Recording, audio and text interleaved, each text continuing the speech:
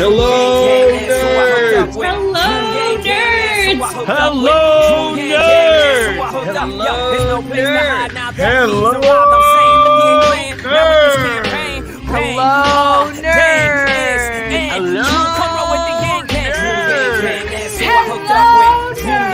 Hello, nerds! Hello, nerds! Hello, nerds! Hello, nerds!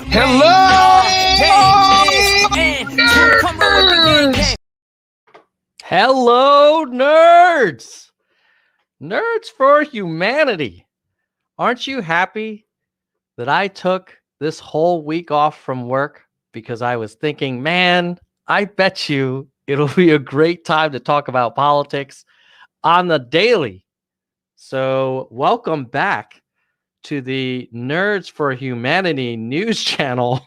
My wife was asking me, bro, how many streams are you doing? I say, hey, I took this day off and this is what I like to do.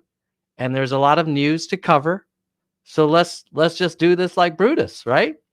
So, let me make sure I get my gong ready.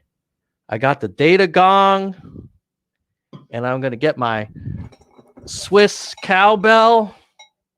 Okay. So, let's see here. The reason why we're doing the stream is because we have new data. We have new results that just came in from Pennsylvania. So I wanted to give a quick election update and see what we can learn from it. So let's take a look at the results live from the New York Times. And what you'll notice here is something has changed. Last time we talked, Nevada only had 86%. Arizona still is at 86, but now Nevada's at 89. And Pennsylvania was like 84 had come in, and now they've counted 93. Georgia was less than 98, and now it's 98. So I'm thinking if you're down, we're going to dig in to each state, baby. My God, it's so awesome. I freaking love politics. Oh, golly. Especially because it does seem to be trending for our man Biden. Now, if you're a Trump supporter, you will be very happy to know that it appears to be still razor thin. But I would argue Biden is probably in the lead. But let's dig into the numbers. Enough about subjective opinion. Let's just get into the math, as Andrew Yang would say. Okay, so we've got 253. As a reminder, you need to find 17 to get to 270. Or if you're Donald J. Trump, you need to find 56 to get to 270. And you could get 17 if you're Joe Biden by focusing on one path is focusing on these two, Nevada and Arizona. Nevada now has 89% of the vote counted. And golly, is it close? It's about 12,000 vote difference, 49.4% to 48.5%. But Biden is still hanging on to a very slim but a lead nonetheless. And there's about 100,000-ish votes left to be counted. So if that 100,000 splits in favor of Trump, he could catch up. But if it continues to be in favor of Biden, then you could argue that's going to turn blue. Frankly, even if it just splits 50-50, it will go blue. So you're going to need a little bit of a Trump surge. Now, I will say that as time has gone on, I don't feel like Biden has been pulling away from Trump. And so that if you're a Trump supporter, Nevada may actually, it's within striking distance. I mean, if you had 60-40 breakdown of the remaining 100,000 votes, that might be sufficient to get you just barely ahead. So that's Nevada. We've got new counts there. Arizona, I think, is still stuck at 86% counted, or at least reported.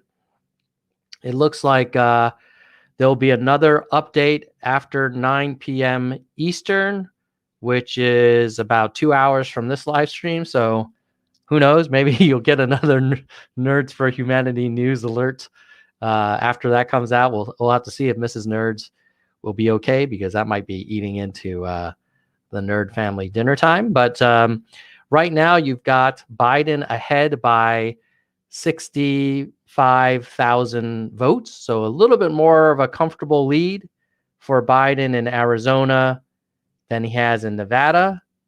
But Arizona still has 14% of votes that aren't yet reflected in these numbers. So that's probably about 450,000 votes to go. So who knows? Who knows how that's going to go down? But that's where we are right now with Nevada and Arizona. However, we've always been talking about good old PA. So the East Coast has a lot of action, and we should probably get into the details of what's going on there.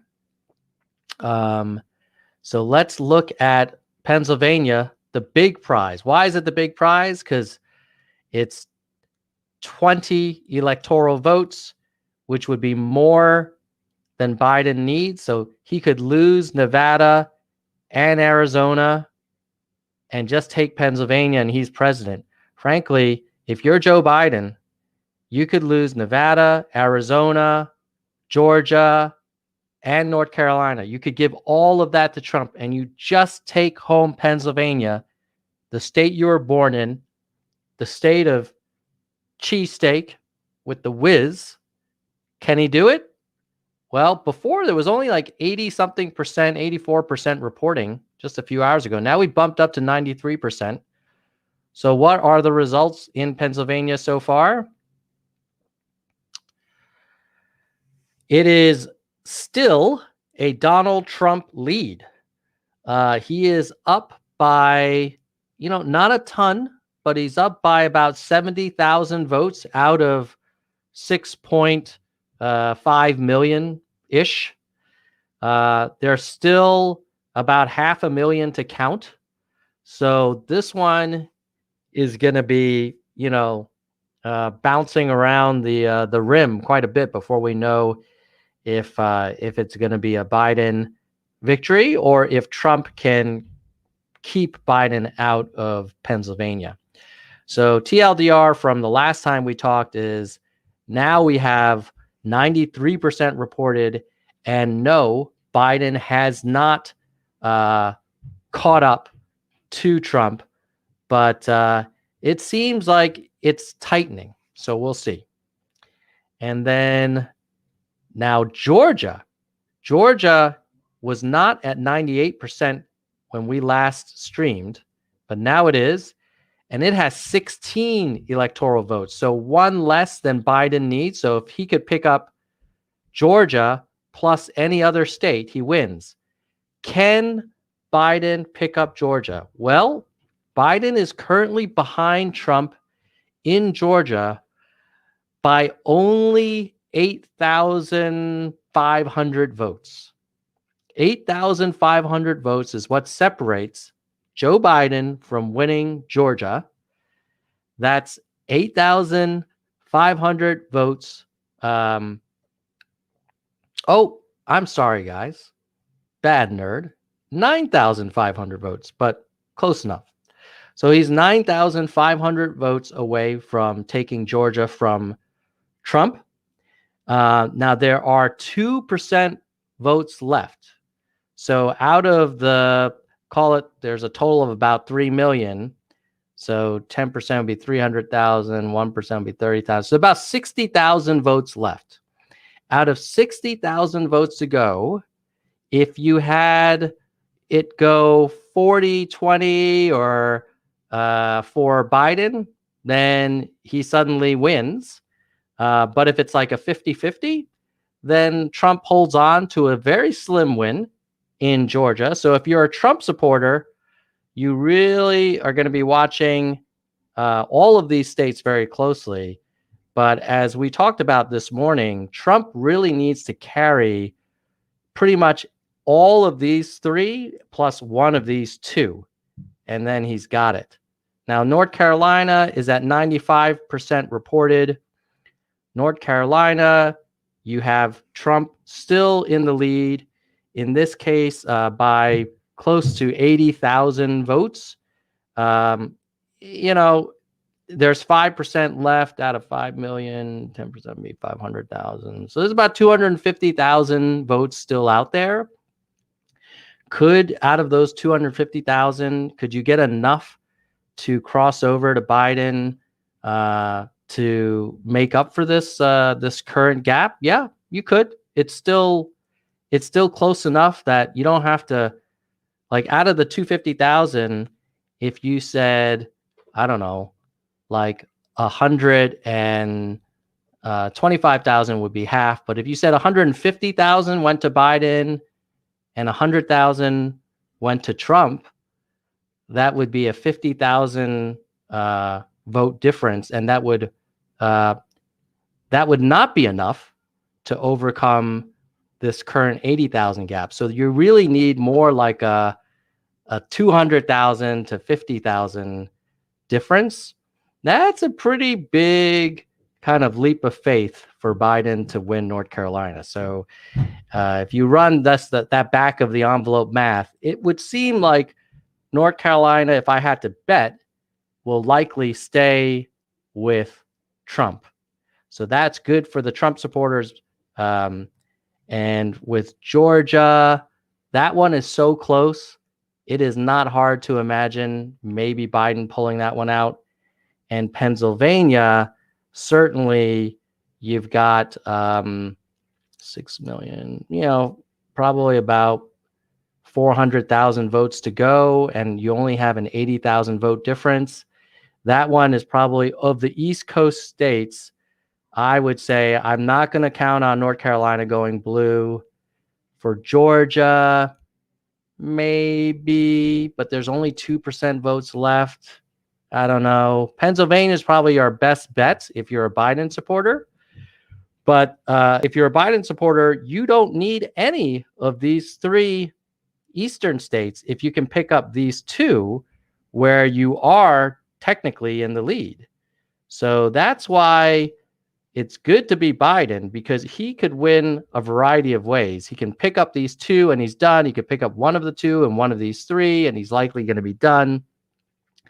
There's a lot of combinations to get to 17, whereas there aren't that many other combinations to get another 56, which is what Trump needs. And Alaska hasn't reported yet, but we know that's going to go red. So just wanted to kind of give you that latest vote count. And now, if you want, I can show you some information about the Senate and the House. And then if you want more data, I can even go into exit polling to try and understand how we got here and who's been voting for who. So with that, I'm going to move on. Okay. So let's go to Senate. Stormwatcher says, yes, please. More data, please. Okay, I love it. I'm glad you guys are up for it. Okay, so let's go for what happened in the Senate. Now, this is perhaps something that people aren't talking about as much as they could, because a lot of people felt like the Democrats were going to take control of the Senate. And right now, it's a 48-48 with 4 races remaining. And there was a +1 gain for the Democrats. But what are these 4 that are remaining? Let's take a look. You've got, let's see, Georgia, which will likely go red, North Carolina, which will likely go red. And in terms of the toss-up states that people were unsure about, there was questions about Iowa, Susan Collins in Maine, Montana, South Carolina.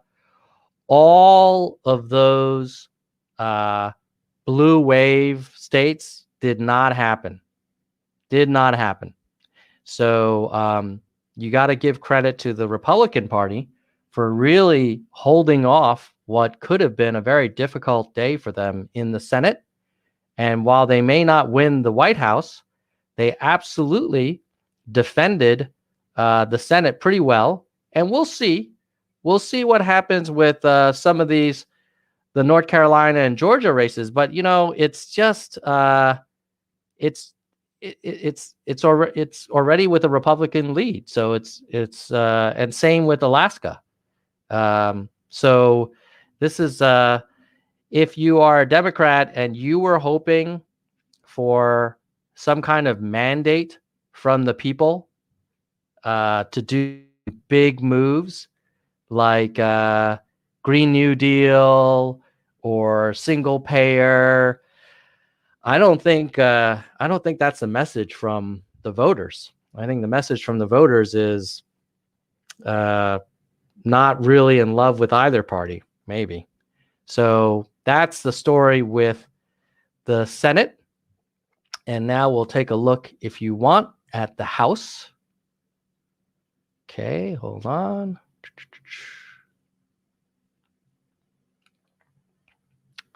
House results. Okay. Will Nancy Pelosi still be, well, we don't know if Nancy will be the Speaker of the House, but will the Democrats still control the House? It looks likely. You need 218 to control it. They already have 209. But the Republicans did get a gain of 8 seats. They lost 2, so a net gain of 6. So again, now this is by surface area, but if you go by population size, it looks like this. Still, there's plenty of red there. I mean, it's not like this massive blue outcome. Let's go back to the geographic map where the red states have a lot of land, not as many people, but at the end of the day, those congressional seats, this was a kind of like there will need to be an answering by the Democratic Party about what in the Sam Hill happened. Because, yeah, you might get Biden into the White House, but the fact that you freaking lost House seats during a Trump presidency, you know, this is a big wake-up call for a lot of Democrats to think about, well, what's going on here? Is it the cultural stuff? Is it the whole socialist narrative? You know, is it the squad overreaching? Unclear, but the data is super clear. And the data says that the Democratic Party did not deliver and achieve the gains it wanted. So no question on the Senate and the House side that this was more of a red victory than a blue one, which then makes you wonder, like, wow, why didn't Trump handedly win?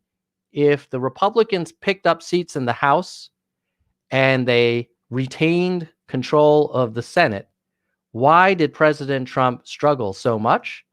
And I think the reason is that, you know, I've said it before, if Trump had the same exact policies, but were just not such a divisive, you know, kind of dickish character, he probably would have won.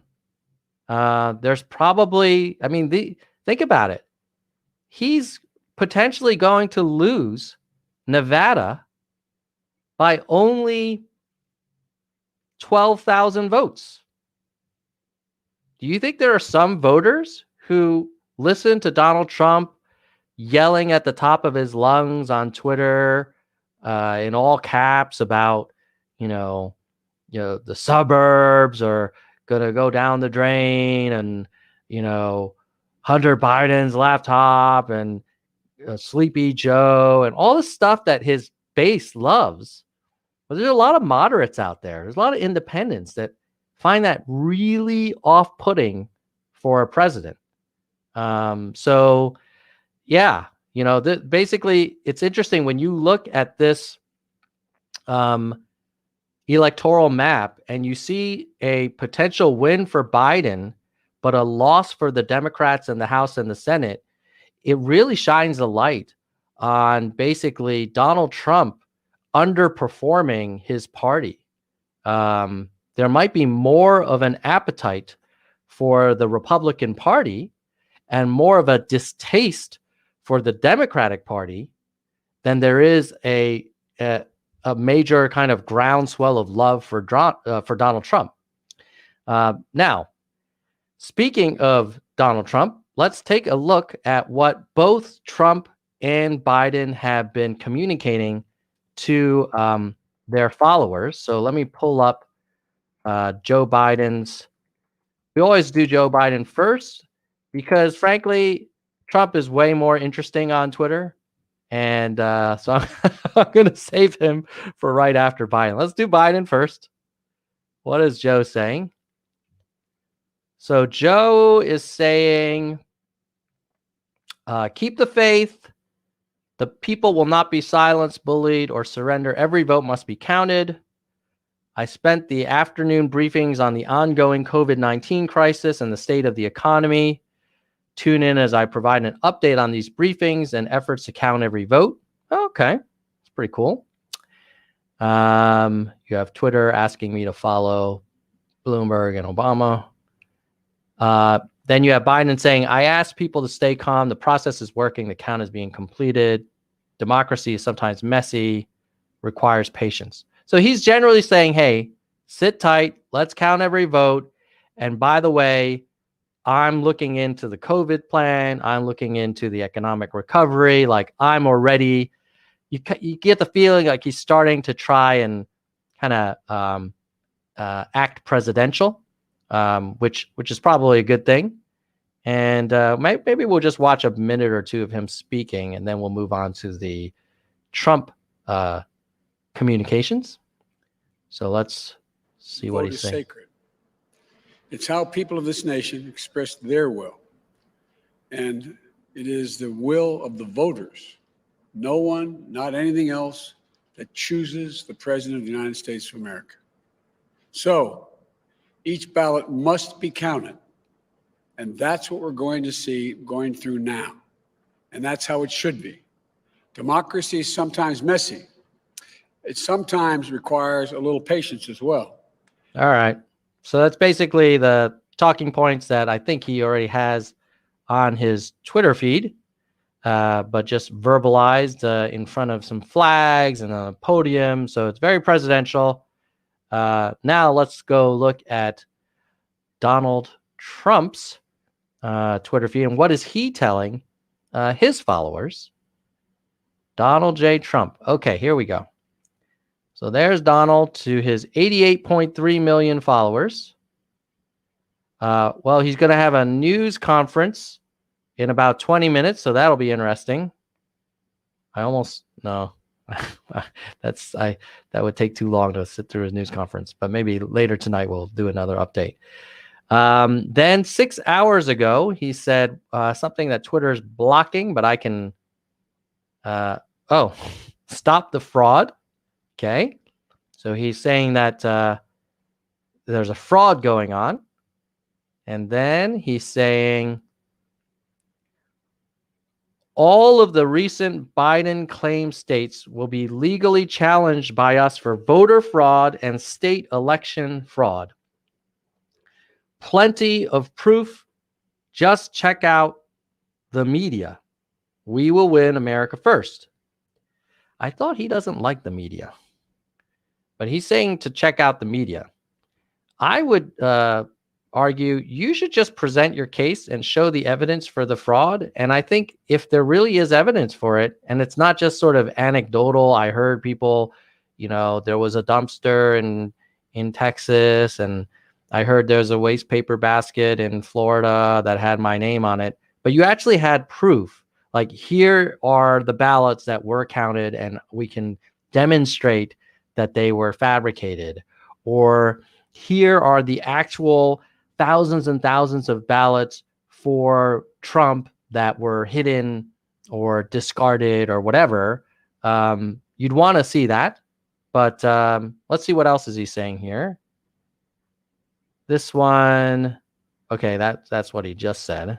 So that might be me clicking on it again. Sorry, guys. Let's go back further. Now it's Twitter asking me to follow Mike Pence. Not going to do that right now. Big legal win in Pennsylvania. Stop counting the votes. Jobless claims low. And then no question, Trump would have won if people weren't allowed to vote in mail. And this is a link to Breitbart. Okay. So that's basically the story between the two. Now, if you want, I am happy to go over some of the exit polls to figure out what types of demographic groups voted for whom. And I think my assumption, I haven't looked at it yet, but my assumption is that Biden did not deliver that Hispanic vote the way that Obama did. And nor did he get as much of an African-American vote turnout as the Democratic Party historically has gotten. So credit to the Orange Man for peeling away some of those core Democratic voters. Okay, now before we go into the exit polls, I do want to say a quick thank you to supporters of the Nerds for Humanity channel. If you're not, you can click the join link on YouTube or go to tinyurl.com/NFY-join. But easiest way is just go on YouTube and click on the join link. And but let me just give a quick thank you to folks who make this channel possible. So we'll start with our EVP, which is Kristen Slevin. So thank you, Kristen, for supporting the channel. Then the next level is our vice presidents of the Nerds for Humanity channel, which are Mindful Skeptics, Laura Lane, Patrick Dunn, Joshua Frick, Fat Lamb, VLAM, JM Sap. Thank you, VPs. You guys are awesome. Then the next level is our hardcore. Dean L, Robert Wu, Yang Deng, Susan Clifton, Mona Burton, Landline 51, Mr. History Fan, Byram Hess, Jack Lego, Kirsch Steva, Phoenix Congress, Not DK Metcalf, Tracy Mesa, David, Jean Lim, Mike Chang. And then at the entry level, which we still love and appreciate, Verified Nerds, Miles, Patton, Hui Win, Nell Nieves, Stephen Day, Brad Lee, Jalopy Maximum, Aaron Lutterman, Emma Damasis, Brenda Plord, Anna Oliveira, Joel Sanford, Spirited, Evocative, KM, Bike, James Johnson, Blair Walsingham, Jessica Locke, Ryan Haywood, Rastafasta, Tony Perella, Von Dormel, Elizabeth Norris, Christina Chang, Lisa Strawn, Shake and Make, Doris Emmerich, Nell Nieves, Mike CK, Gail Machado, Richard Johnson, Roger Green, Ben McLean, Lori Green, Soldier One, Emerald DX, Jadwiga Basecki, Sophia Chen, Hitachi, Your Mammon, Peter Knight, Arez, Sugar Sweet, Albert Tom, Brandon David, Yes Ramirez, Brian, Helen Fung, and Lisa Childress. So thank you, members. All of the member support goes to helping us produce more content and promoting this channel so we can grow our audience. Now let's look at the exit poll data. who in the world voted for each candidate. So let's figure it out. Okay, by demographic. I know some of you are thinking, oh no, identity politics, but I'm not saying that people of one group have to vote one way or another, but it's interesting to know which candidate appealed to what segments of the population. And sometimes in terms of the structured data available, that tends to be demographic data that now people will say, well, that's identity, but it is what it is. And, you know, if you want to see the data, I have it here. If this is very upsetting to you, I understand. And, you know, totally understand if you log off and find some more interesting content that matches your needs. But let's take a look for those who are curious. Male to female split pretty even on the males, but the females were less likely to support Donald Trump. That was a 43 to 56 for male female. But on males, it was very even. And if I recall correctly, I believe that Hillary did not do as well with males last time around. So I think Biden did a little better with the males. If we move on to ethnic heritage, you're not going to be able to see the pictures. Just remember, Trump is red, Biden's blue. So for white voters, you see Trump with a significant advantage. 57% of white voters went for the Donald, and only 42% of the white voters went for Biden.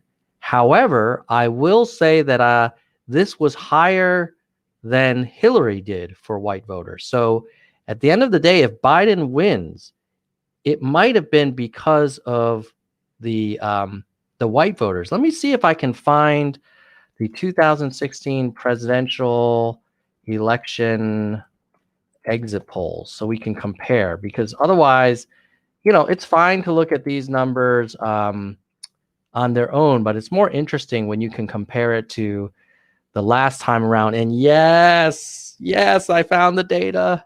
So awesome. You know, it's freaking awesome when you wish you had data and then you look and you find it. Ah, so sweet. Okay, so now we can do the side by side. Okay, now it's going to be a little clunky to do the side by side, but I think it's worth it. Okay, so let's take a look at Hillary's numbers, and then we can compare it to Biden's, and then of course the Trump 2016 to Trump 2020 numbers. So for 2016, you've got Hillary only getting 41% of males, right? And 54 of females. You have her only getting 37% of the white vote, but 88% of the black vote. So 40 on male, 40-ish on white, and 90% on black for Hillary. Now, if we switcheroo and look at what Biden did, we see for Biden, he got 48% of males, so way more males. He got 42% of the whites. And as a reminder, Hillary got 37% of the whites. And then of the black vote, both of them got about 87 to 88%, so about the same. Hispanic and Latino, you've got Biden getting 66 and Hillary got 65, so around the same. Asian, Biden gets 63, Hillary got 65, pretty close. So net in terms of the demographics, the biggest difference was males and white people. So if Biden wins and you run in to a white voter or a male voter that went blue, you may want to thank them if you were pro-Biden. Now, if you're anti-Biden and you're pro-Trump, then some of your white friends and your male friends did not go to bat for Trump in 2020 the way they did in 2016. And frankly, I'm not surprised, because Hillary was not a good candidate in 2016. A lot of people, they didn't like her. And so am I surprised that she did so poorly with males and white people? Not really. Say what you want about Biden. Yeah, maybe he's a little sleepy. He's older. Get it. But he doesn't kind of elicit the same reaction among some Trump voters the way that Hillary did. Now you could argue that's not Hillary's fault. Maybe there's some bias in there, some unconscious bias or conscious bias, who knows? But she was just not an effective candidate. Now, what about the age? So Biden got 62% of 18 to 29-year-olds, and Hillary only got 55%. So here you see Biden doing better with the younger voters than Hillary did. And then of the 30 to 44, he got 52. She got 50, pretty much the same. For the 45 to 64, he got 50. She only got 44. So he did better with the 45 to 64. And for the 65 and older, he got 48. And she only got 45. So I think the biggest difference was probably the young vote, the 18 to 29-year-olds, 55% of whom went for Hillary, but 62% went for Biden. Now, in terms of education levels, let's see. Biden gets 55% of the college and 49% of the no college. So he splits the no college. Whereas Hillary, she got 49% of the college grads, but she only got 44% of the no college. So Biden did way better with the no college, and he did the same as Hillary for the college. So the no college, splitting the no college with Trump was a big win, because Trump previously had been getting the vast majority of the no college voters. And then in terms of married versus single, Biden 44 of the married, 57 of the not married. Hillary, oh, that might be a new question. I don't have the Hillary number on the married or not married, so I can't do that comparison. Let me see if it's Control F. Married. Oh, yeah, I got it. It's just in a different part. So married, Hillary got 43%, not married, 55%. Almost the same for the married, not married. Gay, 60% of the gay, 50% of the not gay for Biden. And for Hillary, ooh, interesting. Hillary got 78% of the gay vote, but Biden only got 61% of the gay vote. That's interesting. 28% of gay voters went with Trump this year, whereas only 14% went for Trump last time around. So Trump actually made progress with the gay vote. So there you go. That was not expected. I would have thought that at least Biden would have done the same or better. Parents. So people with children, basically it looks like it's 50-50 pretty much. And let's see, children. Was this asked in the old one? May not. This one I may not be able to get you, the 2016 one. Parents. Nope. All right, I don't have that one, but they basically split it 50-50. Are you a white evangelical or white born again Christian? Here you have Trump winning the white evangelical and white born again vote, 76%. Oh, by the way, I want to welcome Ira Blankenship as a new member. I just noticed that in my other screen. Welcome, Ira. Thank you for joining and becoming a member. Here is your Welcome to the Nerds for Humanity membership gong.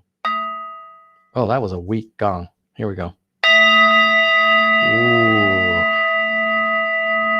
Ira Blankenship, welcome.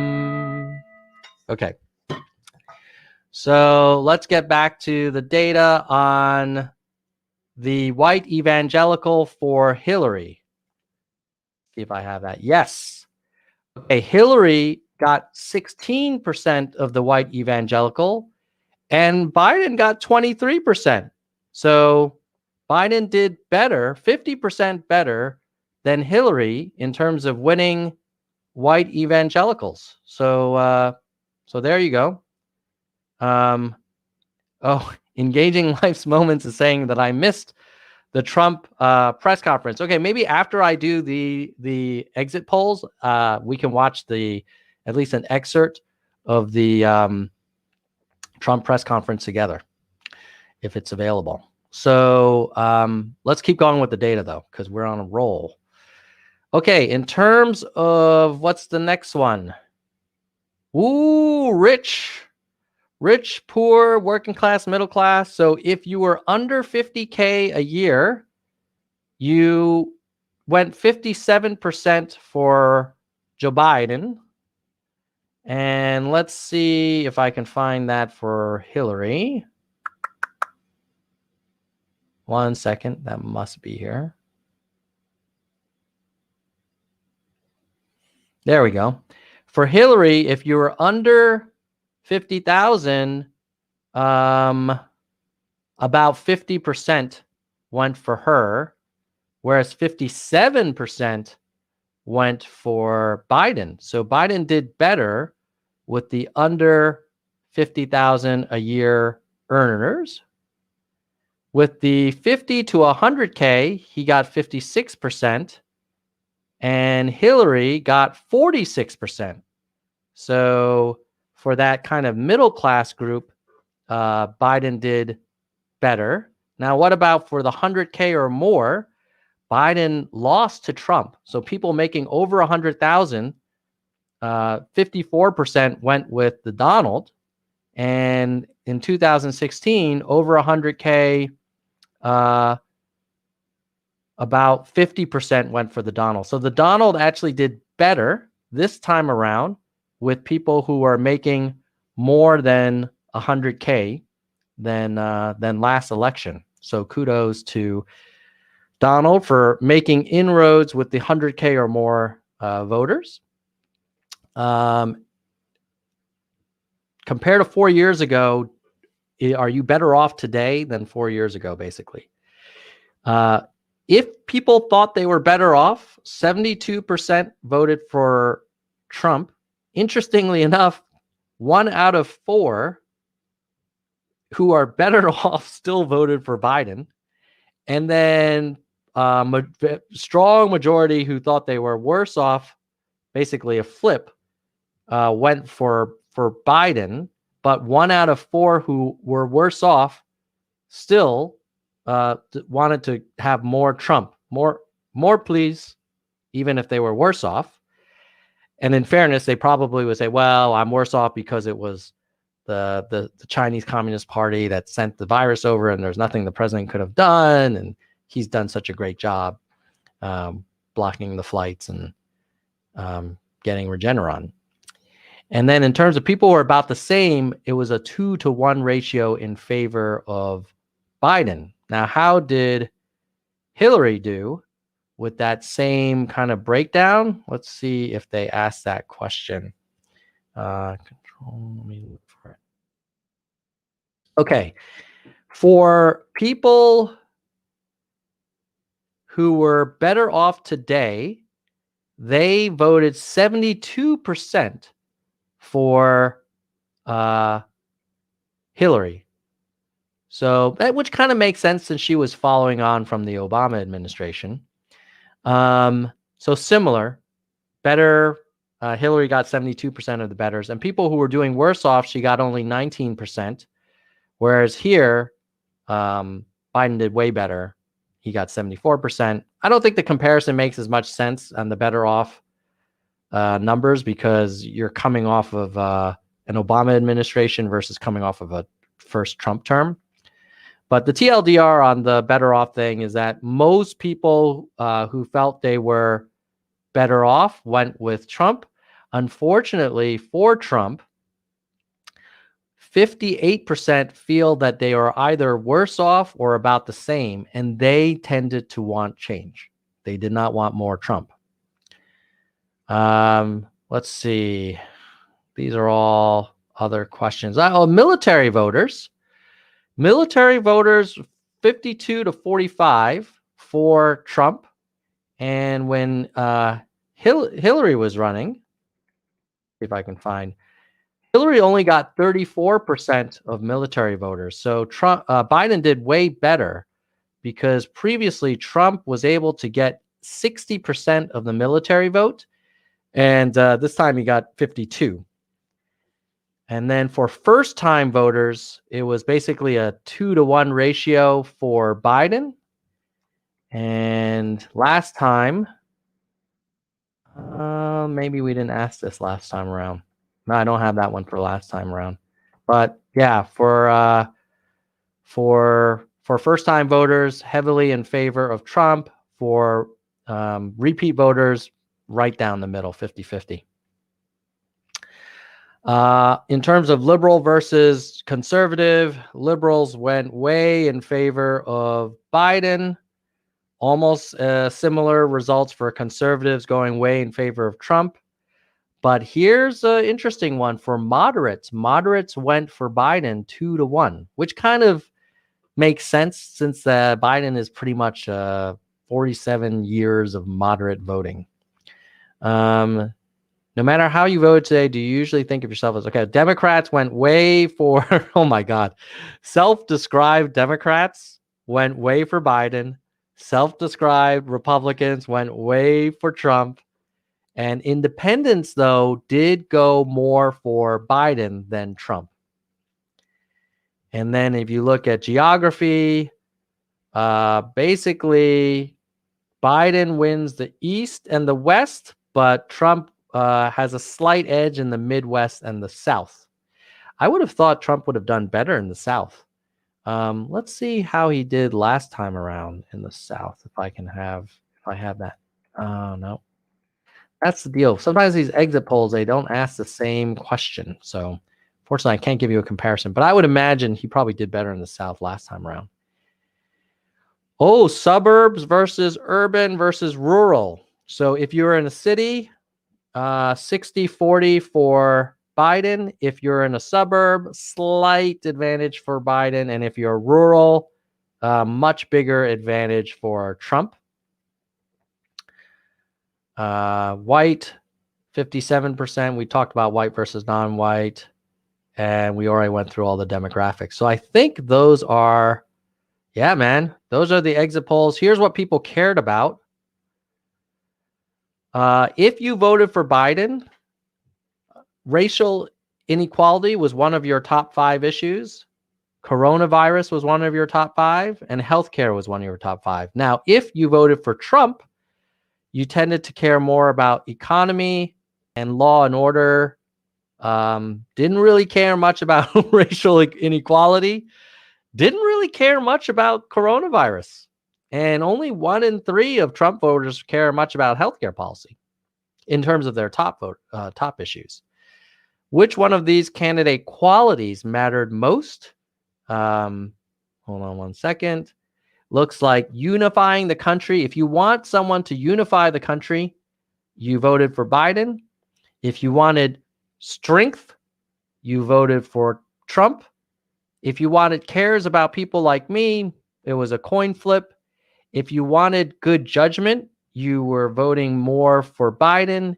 If you didn't need good judgment, you generally were voting more for Trump. So that's the breakdown on judgment. Which was more important in your vote for president today? My candidate's positions on the issues or his personal qualities?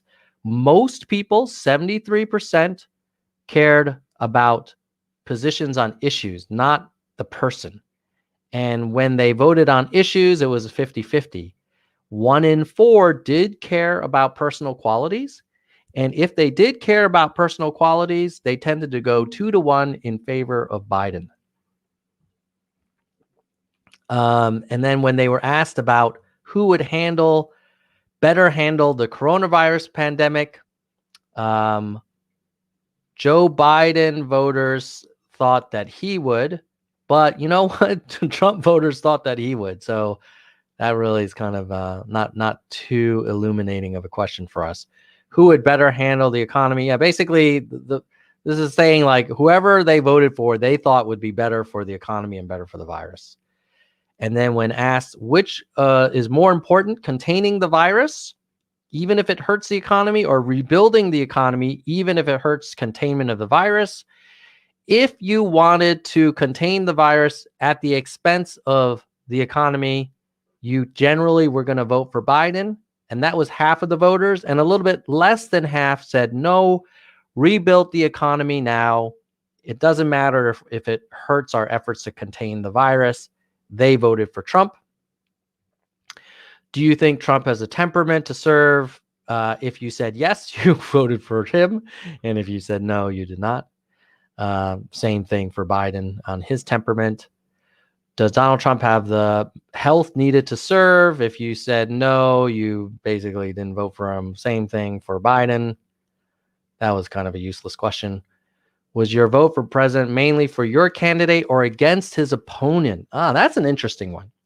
So if you were voting for someone, you were slightly more likely to vote for Donald Trump. But if you were voting against the opponent, you are more likely to be a Biden voter. And I think that kind of makes sense. Like there are some Biden fans, but there's a lot of those Biden voters just cannot stand Trump. They really feel like he's no bueno. How do you feel about the way Trump is handling his job? Okay. Of those who voted for, first of all, 47% approve of his handling, and they all voted for him. And 51% disapproved, and they all voted for Biden. I think the rest of these questions are starting to get kind of lame, so I'm gonna wrap that one up. Now, you guys wanted to. You're saying that Trump did his presser.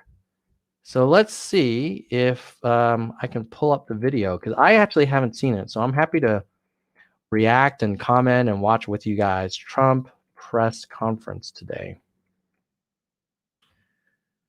All right. Looks like we can watch a little bit of it.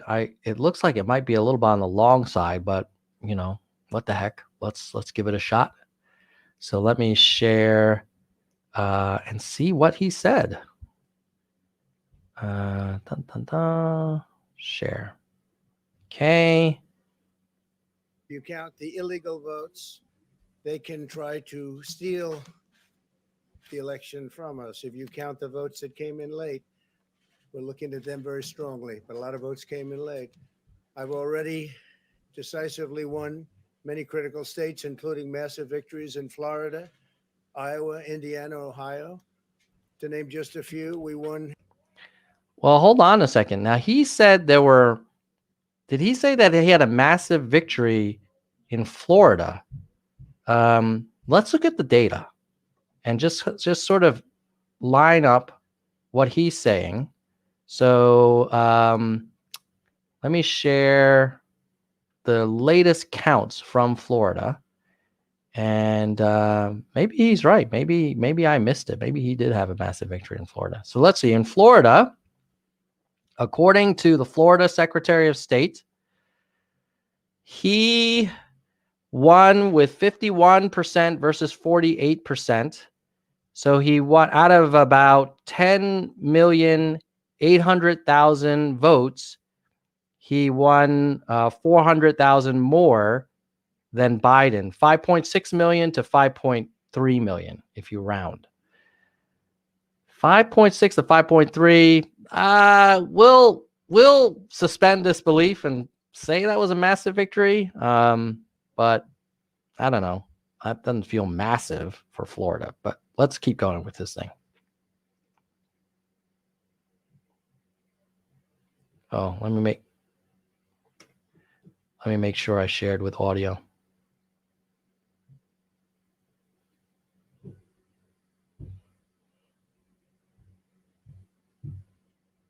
Name just a few. We won these and many other victories despite historic election interference from big media, big money, and big tech. As everybody saw, we won by historic numbers. Historic. And the pollsters got it knowingly wrong. They got it knowingly wrong. We had polls that were so ridiculous, and everybody knew it at the time. There was no blue wave that they predicted. They thought there was going to be a big blue wave. That was false. That was done for suppression reasons. But instead, there was a big red wave, and it's been properly acknowledged, actually, by the media. They were, I think, very impressed, but that was after the fact. That doesn't do us any good. We kept the Senate despite having twice as many seats to defend as Democrats. And now on that front, I will give him credit that what the Republican Party did in the Senate and the House was a huge overperformance of what was expected. And so you got to give credit to the Republicans for a strong performance there. I don't know about the whole how Trump got a massive victory according to just like, the electoral votes, but let's keep going. Really much more competitive states. We did a fantastic job with the Senate. I think we're very proud of what's happened there. We had many more seats to defend. They spent almost $200 million on Senate races in South Carolina and Kentucky alone, 2 races, and hundreds of millions of dollars overall against us. At the national level, our opponents' major donors were Wall Street bankers and special interests. Our major donors were police officers, farmers, everyday citizens. Yet for the first time ever, we lost 0 races. All right, we may need to fact check that one in terms of the Trump campaign being funded just by police officers. Trump versus Biden sources of campaign funds. Because I think in his speech, he's saying that Biden was basically the candidate of Goldman Sachs, and Trump was the candidate of the little guys, and that he was vastly outraised, and he was kind of the underdog. So let's take a look here. Let's see if I can find some numbers. Oh yeah, I've got it. Okay. So let's share with you the sources of funds. So remember, Trump is saying he's the candidate of the policemen and the firefighters, and Biden is the candidate of the big banks and corporations. So in terms of funding sources, number one, the sources from Biden in the first half of October campaign reports is $70 million from individual, and $25 million of that was from small donors, and $45 million was from more than $200. Whereas Trump's individual contributions was $43 million. So way less individual contributions. And only $13 million of his donors were the small donors, whereas $30 million of his money came from large donors. So either those police officers were all giving a lot of large donations as individuals. And then in terms of special interest money, you have the Republican National Committee raising $38 million in the first half of October versus $37 million by the Democratic National Committee. And then you had the Make Trump America Great Again Fund that raised $37 million compared to the Biden Action Fund of $5 million. And then you had the Trump Victory Fund of $13 million, but the Biden Victory Fund did get $76 million.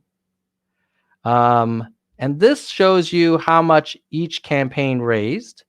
So you see Biden raised $952 million, Trump raised $612 million, a little bit less than Barack Obama, a little bit more than Hillary Clinton, and considerably more than Mitt Romney. And then here's showing where the money came from. For Trump, a lot in Los Angeles and San Diego County, this kind of southwest coastal area. And in fairness, Biden also makes some money off the coast as well. Trump's biggest donors were in California, Maricopa County, Arizona, Harris County, Texas, and he's raising $2,000 per 1,000 people, whereas Biden did raise way more money than him on a per capita basis. So is it true that Trump was outraised? Yes. Is it true that most of Trump's money came from small donors? I would have to say the data doesn't support that, because if you look at his individual donations, he raised more money from large donors, 30 million, than he did from small donors, 13 million.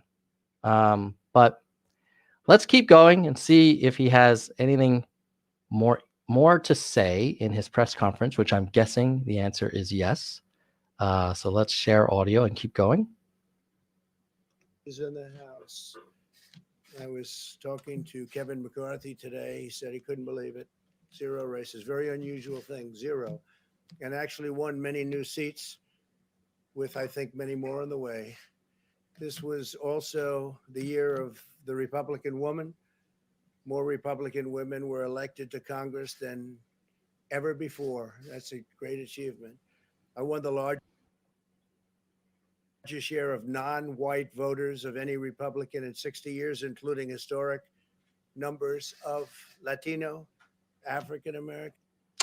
I will have to say that is true, that Trump definitely did way better with minority voters than previous Republicans, and you gotta give the guy credit for that. Like I think it's good that there's competition for that vote. So yeah, we know that that's true based on the exit polls, where Trump actually, ironically, got weaker is with the white people. The white people started to turn on him. Asian American and Native American voters, the largest ever in our history.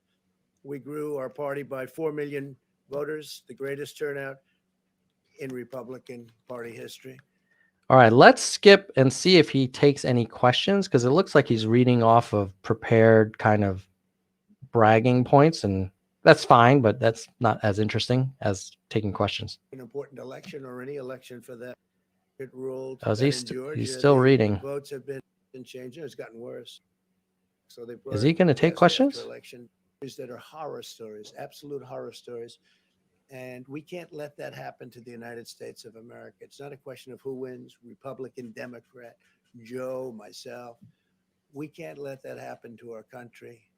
We can't be disgraced by having something like this happen. So it will be hopefully cleared up, maybe soon. I hope soon. But it'll probably go through a process, a legal process. And as you know, I've claimed certain states, and he's claiming states, so we can both claim the states. But ultimately, I have a feeling judges are going to have to rule. But there's been a lot of shenanigans, and we can't stand for that in our country. Thank you very much. Oh, I don't think he's going to take questions.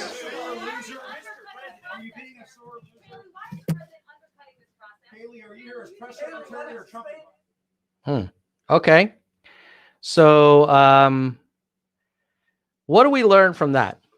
Basically, that this is what we were talking about. If you were on the live stream earlier today, let me turn the fan up. Oh God, it's hot in this room. So, everybody's fixated on how Trump can get to 270, or how Biden is going to get to 270. Oh, will Biden get these two states, Nevada and Arizona, and won't that help him get to 270? All that's fine. But the thing is, even if he does get to 270, if Trump makes the argument that, well, you know what? All of those votes in Arizona, they are illegitimate, or the outcome is illegitimate. He doesn't have to say all the votes are illegitimate. He can say there's enough irregularities here that we should nullify the results from state blank. And what does that do to Joe Biden?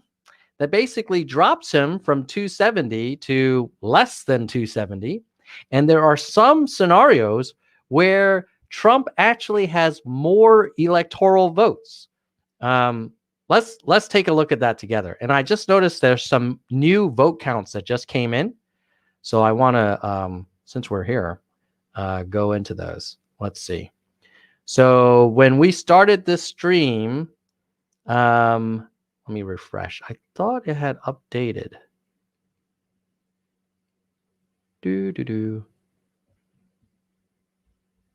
Ooh, now Georgia has the greater than 98% mark. So what do we have in Georgia? Georgia, 2,446,000 votes for Donald J. Trump. 2,443,000 votes for Joseph R. Biden. Folks, that's 3,500 vote difference. 3,000 votes. Oh my goodness. Now, if you lived in Georgia and you did not vote, I'm not going to shame you, but I'm going to say you were potentially in a position to determine who would be the next president. Now, what I will say is that since we started this stream, that lead that Trump had in Georgia has gotten smaller. There's no way when we started this stream, if you hit rewind, you probably find it. I did not say that Biden was only 3,000 behind Trump. So that one could go blue. Now, is that what Biden needs? No, because he needs 17, and unfortunately, Georgia only has 16. So Biden would need to get one other state plus Georgia, most likely Arizona, where he would get 11. And on that one, he's up 50 to 48. And in Nevada, oh my goodness, that's tightening up. That's only 12,000 vote difference. So that's interesting. Would you? Yeah, I would take that deal. I would give up Nevada if I were Biden and take Georgia. It's like, oh yeah, you know what? Trump caught up in Nevada, but he only gets 6 votes. I'll take the 16 from the, what is Georgia? Peach State, maybe? I'm not sure. And then in North Carolina, you've got Trump ahead, still same amount by about 70,000. Pennsylvania, you've got Trump ahead by 64,000. Wow, that's pretty close. But I think the big news, guys, is Georgia. I mean, a 3,000 vote difference. So we were talking about the paths to 270. Oh, Dana hooks me up with a big old super chat. Thank you, Dana. Gong for you. Woo! Appreciate that, man. Or ma'am. however you are referred to. All right. Now, let's get back to the scenario planning, because we're like, oh, well, how can we get to 270? And my position is that it almost doesn't matter, because whatever happens, let's do the simple one. Bada bing. No, not there. And then bada boom. We take Nevada and Arizona. You get to 270. Is that the time for mass celebrations in the streets? If you're a Biden supporter, is that a time to break out the champagne, the Dom Perignon, the Cavassier? No. You put that Cavassier down. Why? Because what Donald will do is he will say, no. I found irregularities in Michigan.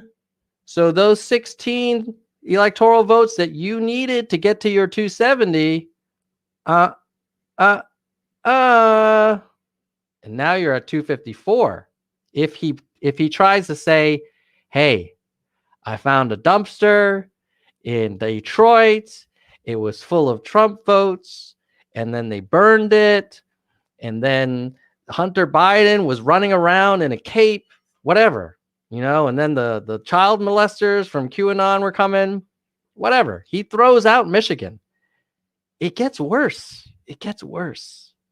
Because if you throw out Michigan, and then let's say Trump wins Pennsylvania, he wins North Carolina, he wins Georgia, what's he going to say? He's going to say, not only did Biden not get 270, I got more. I got 267. If anybody should be president, it's me, Donald J. Trump, the greatest president in the history of the country, maybe with the exception of Abraham Lincoln, right? He will, come on, he could say that, right? So, yes, of course, we want Biden. Well, if you are pro-Biden, you may want Biden to get to 270 by holding on to Michigan and getting this little 2-for-1, the Nevada-Arizona pack. But it kind of doesn't matter, guys. Like, clearly, Trump is ready to lawyer the F up. And he's already saying, he was saying this last week. He was already challenging the Nevada and Pennsylvania results last week. Now, of course, if he wins Pennsylvania, he will not be challenging that. He'll say, clearly, the voters have spoken and democracy should prevail. So, net, it looks like Georgia could flip, and that's great. And there is a good chance that Biden will get to 270. But it's just kind of the beginning. And then we're going to have to, I think the question will be, here's the scenario. We see Biden get to 270. Then you see Trump saying, no, this state and this state are BS. They should be invalidated. There was, he'll say it was a disgrace. People were faking votes like no one's ever seen before. In the history of this country, all the normal kind of rhetorical flourishes that we're accustomed to. Then the question will be like, okay, where's the evidence? Is this another like Rudy Giuliani found a laptop in a pawn shop thing? Or do you actually have evidence of fraud? So can you prove, hey, here were a bunch of Trump ballots that were discarded, or they weren't counted, or here are a bunch of Biden ballots that were fabricated. And that will have to be decided by courts because we are a nation of laws and evidence and the rule of law. We're not a nation of the rule of Twitter and speeches. So the problem will be, well, how long is that going to take? How and who who is going to conduct those investigations? Is that a state or a federal issue? So we're very accustomed in this great country for our elections to be very generally pretty smooth. And the person who loses will usually say, while I disagree with my opponent, I respect the outcome of this election. One of the greatest things about America is the peaceful transfer of power. I wish him all the success for the good of the country. I will continue fighting for the values I believe in, blah, blah, blah, blah, blah. But you know, that is not the way Trump rolls. He does not act like a normal politician, which is why I think a lot of people love him. But at some point, you do have to find a way to give the country a little bit of stability and a little bit of predictability and a little bit of less drama. I love watching this because it's freaking crazy and exciting. But at some point, we will need to know who is the president in January when we're supposed to swear in a new president. And guys, January is only 2 months away. You know, we don't have a lot of time to do like a whole, deep JFK grassy knoll investigation. So we'll see what happens. Let's see if we get to 270. Now, if Trump does get to 270, and there is a path for him to do that when he runs, and let's just kind of remind everybody that it's not just about how does Biden get to 270. Let's not count Donald Trump out. Even if he doesn't throw out Michigan, but let's say he gets Nevada, boom, that's 273 for Trump. And at that point, I suspect that you probably won't hear much about election fraud in Michigan if Trump gets to 273. Now, there was, in fairness to Trump, he did have last time when he lost the popular vote by 3 million, he did start I think it was called the Committee Investigation on Election Integrity or something like that. And they met and they investigated for a year, but then they disbanded because they couldn't find anything. So unclear what's going to happen next, but certainly we'll have to watch very closely. And I see now that my computer is starting to get really sluggish. I don't know if the foreign hackers have taken over the Nerds for Humanity channel. Okay, now we're back. I thought the Russians or the Iranians or the Chinese had gotten in, but we're good. Thank you again, and thanks again to Dana for the super chat. Really appreciate that. All of the funds that we get for this channel go into producing more content and promoting the channel so that we can grow the audience. You know, the vision for this is to have more data-driven conversations so that whether you're a Republican or Democrat or independent, you may not always agree with me, but I'll try and bring data and facts and logic, and we can have a conversation. So with that, I'm going to say goodbye, nerds. But if you could do me a solid before you go and give me a like and a share, would very much appreciate that because it helps spread this content. And, maybe data and numbers and fact checking can get us to a place where we can find some commonality, because golly, we're going to need it, man. We are going to need to come back together as a country. We have some big challenges ahead.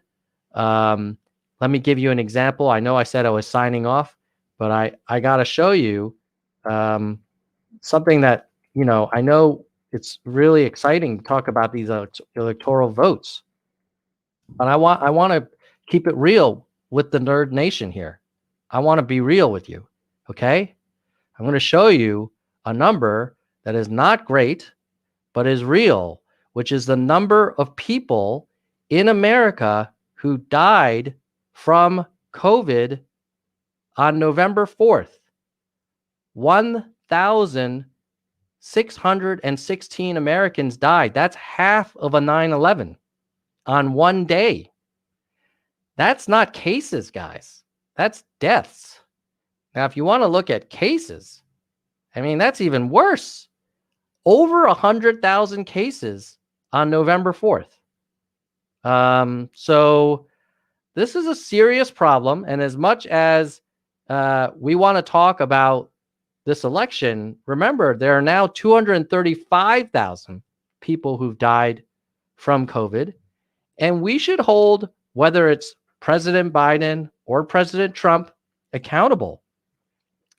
When was the last time you saw the White House Coronavirus Task Force press briefing? Exactly. I don't even remember. I don't even remember when they talked about it. When was the last time you saw Birx?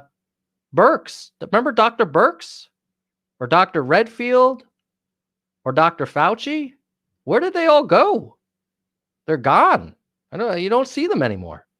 And Vice President Pence is the chair of that task force. And he used to have a daily call with all 50 governors because he was saying, hey, we don't want a national solution. We just want to work with all 50 governors and come up with a state approach. Well, if I were the chair of the coronavirus task force, I would probably attend those calls. But we know that Pence hasn't attended them since April, the daily governor's calls.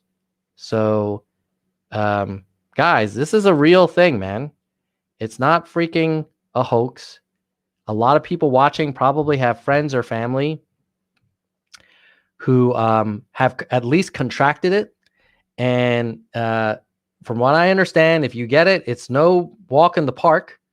Not everybody gets a helicopter ride to Walter Reed and Regeneron and Remdesivir and 12 doctors, around the clock, checking on you every 5 minutes.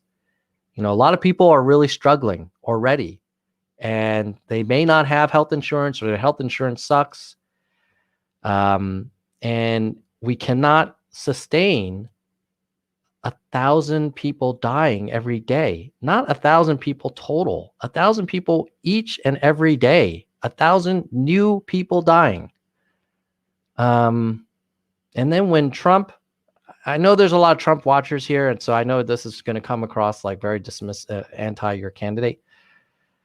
I apologize, but when I saw him mock Laura Ingraham for wearing a mask and calling her politically correct, like, why? Come on, man. Why are you telling people not to wear a mask? Anyway, I know you're going to think, oh, Fauci said masks didn't matter. Yeah, I get it. That was like February, March. It's November. We didn't understand the virus well. We do now. And we know that masks do help. So let's just all come together and wear the effing masks. It doesn't, you could put a big MAGA thing on it. You could put a giant American flag over every part of your body if you want, but just wear a mask as well. Avoid crowding into large groups. Keep 6 feet apart because that vaccine was promised before the election. Well, newsflash. Oh, Grazia is saying, why are you avoiding that this came from China and the CCP was hiding it? Okay, let me be super clear. Crystal clear with all the Trump people in the audience now. Okay? This thing came from China. And those mofos did not open up about how bad it was. They did not restrict their own people from traveling all around the world. And they were not transparent about what they knew about the virus. It came from China. It started in China. Let's just stipulate that. We don't need to argue about that. But you know what? If you live in a house and your neighbor starts a fire in your house, you put the fire out. You don't keep talking about the neighbor. The neighbor's going to get theirs. Okay, there's going to be consequences. But right now, when we're in the house and it's burning down, can we stop talking about, well, as a neighbor, he put his cigarette butt in the front porch and that's what started it and he didn't tell it. Okay, I get you. But let's put the fire out internally. So yeah, man, I feel you. I'm not afraid of talking about China. Freaking China has a lot of issues, man, and they have no sense of freedom and rule of law like we used to have here. But you cannot excuse the president from falling asleep at the wheel and not taking corrective action and claiming like, oh, this virus only affects New York and Seattle, these coastal cities. People in Iowa and Wisconsin will never get it. Well, you know what? They are. People all over the country are getting it and they are dying. And our president keeps telling us that it will go away magically. Remember, he actually recommended that everyone go to church on Easter Sunday, which would have been the ultimate super spreader event. Yet he tweets all the time about all this random stuff. He doesn't go to his own task force. He doesn't go to the meetings. He promises a vaccine before the election. Now it's soon after. There's this mysterious general that's going to bring all the vaccine to us. Well, look, when the vaccine's ready and it's safe, we should all take it. In the meantime, can we try and find a way to mitigate the spread of this virus? And by the way, can you also find a middle ground between shutdown and complete anarchy? Like, seriously, we're America. We can find innovative solutions. Why does it have to be, oh, the Democrats want to shut the entire economy down, or hey, party like it's 1999? Like there's a middle ground, and the middle ground is let's support our businesses, let's support our small businesses, but let's do it in a way that reduces the spread so we don't have 1,000 people dying every day while we wait for this freaking vaccine. Is that so unreasonable? Is it unreasonable to say, hey, until we have a vaccine and until the case rate comes down, we're going to require masks and require social distancing? And I know it sucks. I know it's inconvenient, but this is the reality. And now some people are saying, oh, Tom, you're overreacting. We test more than any other country. I've done live streams about this as well, and I'm happy to pull up the data. But if you look at the positivity test rate for COVID in the US, it's double that for Canada. So that has nothing to do with us doing more tests. Why are our tests coming back positive at twice the rate of Canada?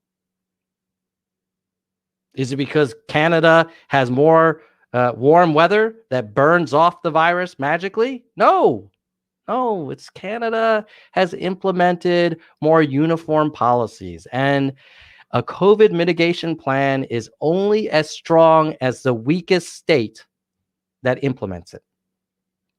You know what? It's like a non-smoking rule in a restaurant. It doesn't matter if 90% of the people aren't smoking. If 10% of them are smoking, the whole freaking room is filled with smoke. I'm sorry, guys. I know this channel is about data and about logic, but there are some things I just feel like there are people that died that didn't have to. And if you look at the University of Washington, they project that between now and April, there will be another 100,000 people who will die who didn't have to if 95% of the population wore a mask and socially distanced. And you don't hear the president talk about that. The closest thing I've heard from the president is, I got no problem with masks. I'm fine with masks. If you want to wear a mask, go ahead. Does that sound like a leader encouraging you to do something? Does it? Like, if I were talking to my kids and my wife was saying, hey, you know what? I caught the boys playing with fire, and they were playing with matches and magnifying glasses and trying to like burn the ants or whatever. And I said, oh, well, I got no problem with fire safety. You know, yeah, fire safety is great. I would get my ass beat by my wife if I did that. She would say, what are you talking about? You need to be crystal clear with them. Do not play with fire. Do not play with matches. So similarly, President Trump could say, everyone, I know it sucks. I don't like these masks either, but we all got to suck it up and put them on because the vaccine isn't here and we don't yet have herd immunity. And if the only other way to get herd immunity is if we infect everyone and we lose hundreds of thousands of more lives needlessly. So, okay. All right. I'm going to take a little break because I'm getting a little too fired up because I'm getting too angry at President Trump. I feel like he needs to step up and he's not, and he's putting himself ahead of the country. I mean, his whole slogan is America first. America first. So do it, man. Put America first. We will see you next time when we have more data. And I've taken some deep breaths. So apologize for that. But let me just look here. Yeah, no new data. Oh, Nevada, 89%. I think we shared that. But just so you know, Nevada's at 89% reporting. Biden is still ahead. And now he's ahead by 12,000 votes. So he's keeping his lead there. He's still ahead in Arizona. In Georgia, there's still 3,000. Wow, 3,000 votes apart in Georgia. Unbelievable. Donald Trump is currently in the lead in Georgia, but only by 3,000 votes. And North Carolina, solidly, I think it's solidly Trump. It's 70,000 vote lead. And then Pennsylvania, Pennsylvania is now a 64,000 vote difference, but still Trump is in the lead. So at any rate, you guys keep it real. We'll see you next time. And stay safe out there. And please wear a mask. And if you're going to be, by the way, the cloth masks are easier to breathe in. And they're good for like if you're in like already distanced. But if you're going to be going into an indoor area in close proximity to other people, you may want to check out the investing in an N95 or a K94 mask. By the way, on this channel, I interviewed Dr. Fing. I think it's Eric Fing, and he is a PhD epidemiologist from Harvard. And he was one of the first people to call out COVID as a big deal in January. I have a long interview with him about the statistics on the transfer rate, as well as why Sweden is not exactly the gold standard when you compare it to Finland and Norway. And then I have another interview on this channel with another doctor who is an ICU doctor and pulmonologist.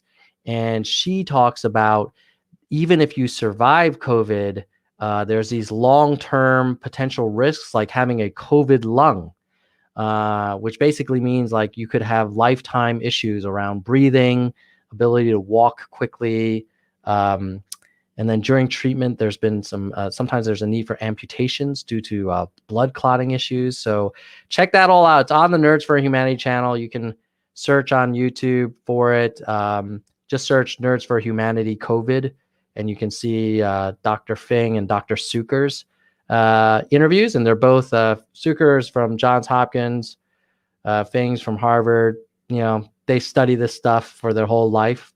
Maybe you don't want to believe everything they say, but consider it because I believe they have sort of the best intentions, and they're trying to base their recommendations on the evidence. So with that, I will see you guys later. Goodbye, nerds. And thanks again for all the super chats, guys. And don't forget to like and share. Keep it real.